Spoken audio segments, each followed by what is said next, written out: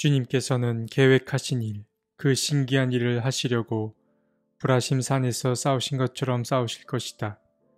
작정하신 일, 그 신비한 일을 하시려고 기브온 골짜기에서 진노하신 것처럼 진노하실 것이다. 그러니 너희는 내가 경고할 때에 비웃지 말아라. 그렇게 하다가는 더욱더 궁지에 몰리고 말 것이다. 만군의 주님께서 온 세상을 멸하시기로 결정하셨다는 말씀을 내가 들었다. 이사야서 28장 21에서 22절 말씀. 우리는 어제까지 우주적 규모의 하나님의 심판 메시지를 다루었습니다. 전 세계에 닥칠 하나님의 심판이 여러 가지 비유를 통해 묘사되었습니다. 물론 그때에도 하나님은 심판에만 목적을 두지 않으셨고 구원과 회복에 관하여서도 말씀하셨습니다. 오늘부터 나누게 될 이사야서 28장부터 39장의 말씀은 하나님의 시선이 다시 이스라엘과 유다를 향하게 됩니다. 하나님은 자신이 택한 민족이었던 이스라엘과 유다를 향하여 다시 한번 심판 메시지를 전합니다. 그래서 오늘 말씀은 먼저 북이스라엘을 향한 심판 메시지가 등장하고 뒤이어 남유다를 향한 심판 메시지가 등장합니다. 먼저 이사야는 오늘 본문 1에서 4절에서 북왕국 이스라엘을 향해 경고의 메시지를 전합니다.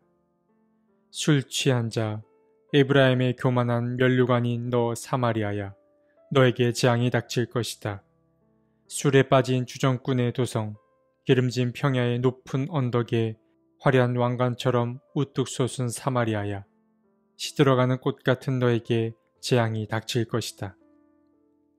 이사야는 북왕국 이스라엘의 수도인 사마리아를 일러 술에 취한 자라고 불렀습니다. 그는 이어서 사마리아를 면류관, 기름진 평야, 그리고 화려한 왕관이라고 묘사하는데 이러한 표현을 통해서 우리가 알 수 있는 바는 북왕국 이스라엘의 번영과 영화로움입니다. 북왕국 이스라엘은 그만큼 부요한 상태였습니다.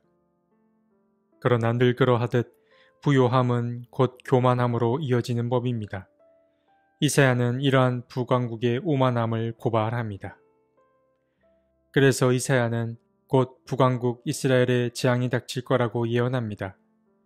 주님께서 강하고 힘있는 자들을 보내셔서 북왕국을 땅에 쓰러뜨릴 것이고 또 그들은 짓밟히게 될 것이며 그리고 마치 꽃과 같이 사람에 의해 꺾이고 말 것이라고 이야기했습니다. 이어서 이사야는 7절 이후부터는 남왕국 유다를 향한 경고의 메시지를 전했는데 그는 다음과 같이 말합니다.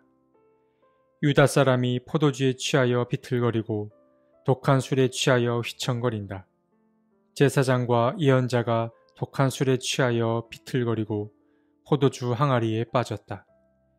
독한 술에 취하여 휘청거리니 환상을 제대로 못 보며 판결을 올바로 하지 못한다. 이사야는 현재 유다 사람뿐만 아니라 남유다의 제사장과 예언자들 모두가 술에 취해 비틀거리고 휘청거린다고 말합니다. 그들은 술에 취해 올바른 판단을 하지 못하고 있습니다. 여기서 술에 취했다라는 말은 실제로 술을 많이 마셔 분별이 흐려졌다라는 이야기라기보다는 주로 함께 살아가는 이웃들을 함부로 대하거나 제대로 돌보지 않는 상태를 일컫습니다. 이사야는 대담히 남유다의 지도자들과 대결 구도를 펼칩니다. 대부분의 사람들은 바른 소리를 잘 듣지 못합니다. 사람은 누군가 자신을 향해 하는 바른 소리 혹은 쓴소리를 듣기 어려워합니다. 지도자들의 경우는 더욱 그러합니다. 남왕국 유다의 지도자들은 이사야가 전하는 메시지를 들으려 하지 않았습니다. 오히려 누구나 아는 뻔한 얘기를 한다며 몹시 불쾌해 했습니다. 이사야는 13절에서 그들에게 이렇게 말합니다. 차부라차부 차부라차부 카부라카부 카부라카부 제르샴 제르샴. 우리는 이 말의 뜻이 무엇인지 정확히 알긴 어렵습니다. 그런데 이 말은 이미 10절에서도 등장한 바가 있는 말인데 제사장들은 이사야가 자신들을 마치 어린아이를 대하듯 대한다고 여겼습니다. 방금 읽어드린 이 낯선 언어는 히브리 말인데 이 말은 아마도 부모나 선생이 어린아이에게 말을 가르칠 때 했던 소리이거나 혹은 어린아이가 처음 말을 배우면서 내는 소리를 가리킨다 볼 수 있습니다. 물론 실제로 이사야가 남한국 지도자들에게 이런 어린아이의 말을 하진 않았을 것입니다. 그러니까 남한국 지도자들은 이사야가 하는 말은 이미 자신들이 다 아는 말이었고 자꾸 뻔한 이야기를 한다며 몹시 불쾌한 것입니다. 그들은 자신들이 무시를 당한다고 여겼던 것입니다. 지당한 말씀은 잘 들리지 않는 법입니다.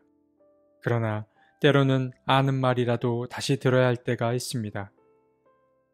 여기서 우리가 안다라는 것이 과연 무엇인가를 생각해 봐야 합니다. 알지만 삶으로 번역해내지 못한 알문, 참된 알민가를 우리는 고민해 봐야 합니다. 남한국 지도자들은 주님의 말씀을 누구보다 잘 알았습니다. 그러나 그들의 알문 관습화되어 버렸고 굳어버린 알문, 진정한 의미에서의 알미 아니었던 것입니다. 지도자들의 머릿속에는 주님의 말씀이 가득했지만 그들의 직접적인 삶과는 무관했던 것입니다. 바로 여기에 삶으로 이어지지 않은 알의 위험이 있는 것입니다. 주님은 하나님으로부터 떠난 이들에게 덫을 놓아 잡히게 하겠다고 말씀하십니다. 그 이유는 남한국 유다의 지도자들이 이수의 고통을 외면한 것뿐만 아니라 하나님이 아닌 것들을 의지했기 때문입니다. 하나님이 아닌 다른 것을 의지했기 때문입니다. 예루살렘의 지도자들은 바로 죽음과 언약을 맺었고 스올과 협약을 맺었습니다. 그들은 이렇게 말합니다. 우리는 죽음과 언약을 맺었고 스올과 협약을 맺었다. 거짓말을 하여 위기를 모면할 수도 있고 속임수를 써서 몸을 감출 수도 있으니 재난이 닥쳐와도 우리에게는 절대로 미치지 않는다. 그들이 어떤 방식으로 죽음이나 스올과 언약을 맺었는지 알기 어렵습니다. 다만 추측하건대 남한국의 지도자들이 주변국들과 정치적 동맹을 맺었다는 사실을 이와 같이 표현한 것이 아닐까 여겨집니다. 어쨌든 중요한 사실은 그들은 이러한 협약을 통하여서 자신들은 안전하다고 느꼈다라는 것입니다. 하지만 이사야는 이러한 사실을 인정하지 않습니다. 그는 이러한 사실을 반박하며 주님이 하신 말씀을 근거로 삼습니다. 이사야는 주님이 스스로 시온과 맺은 언약을 신뢰하는 자만이 삶의 불안에서 벗어날 수 있다고 말합니다. 주님은 말씀하십니다. 내가 시온의 주춧돌을 놓는다. 얼마나 견고한지 시험하여 본 돌이다. 이 귀한 돌을 모퉁이에 놓아서 기초를 튼튼히 세울 것이니 이것을 의지하는 사람은 불안하지 않을 것이다. 주님은 시온의 주춧돌을 놓을 것이고 이 돌을 중심으로 기초를 세울 거라고 말씀하십니다. 초기 기독교 공동체에서는 이 주춧돌을 메시아와 연결짓기도 했습니다. 이 돌이 바로 예수 그리스도를 가리킨다고 보았습니다.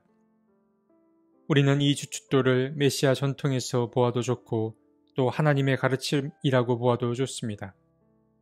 중요한 사실은 주님을 신뢰하는 자만이 참된 안전을 누린다라는 것입니다. 주님은 이제 이스라엘 백성들을 향해 신기하고 신비한 일을 행하겠다고 말씀하십니다. 그러나 여기서 신기하고 신비한 일은 주님 입장에서 보았을 때 매우 슬픈 일이었습니다. 여전히 이스라엘 백성들은 알지 못합니다. 그러나 주님은 알고 계십니다. 지금까지 하나님은 자기 백성을 위해 싸우셨습니다. 그들을 지키고 보호하셨습니다. 그러나 이제는 다릅니다. 주님은 이제 자기 백성을 위해 싸우지 않고 자기 백성을 상대로 싸우십니다. 이사야는 이러한 일을 일러 신기하고 신비한 일이라고 말하는 것입니다. 그는 말합니다. 주님께서는 계획하신 일, 그 신기한 일을 하시려고 브라심 산에서 싸우신 것처럼 싸우실 것이다. 작정하신 일, 그 신비한 일을 하시려고 기본 골짜기에서 진노하신 것처럼 진노하실 것이다. 여기서 브라심 산에서 싸운 이 일은 사무엘하 5장 17에서 21절에 등장한 이야기를 말합니다.